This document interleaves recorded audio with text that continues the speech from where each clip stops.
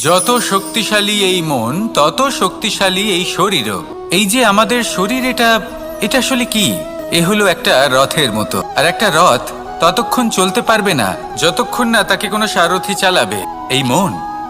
এই মন হলো শরীরের সারথি। এবার ভাবুন, যদি এই সারথি শক্তিহীন হয়, দুর্বল হয়, তাহলে এই রথের কি হবে? এটা উচিত পথে চলতে পারবে না, উচিত গতিতে চলতে পারবে না, মন মতো স্থানে এটা পৌঁছতেও পারবে না। সেই জন্য মনের শক্তি অত্যন্ত প্রয়োজনীয়। এবার মনের শক্তি আমরা কোথা থেকে লাভ করি?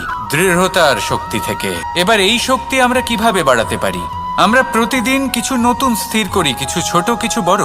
আর যেই আমরা নতুন কিছু পূর্ণ করি, আমাদের মনের শক্তি বেড়ে যায়। আর যদি পূর্ণ না করতে পারি, মনের শক্তি কমে যায়। ছোট ছোট কাজ করে নিজের লক্ষ্য পূর্ণ করুন। এই লক্ষ্য যদি পূর্ণ হয়, তবে মনের শক্তি বাড়বে।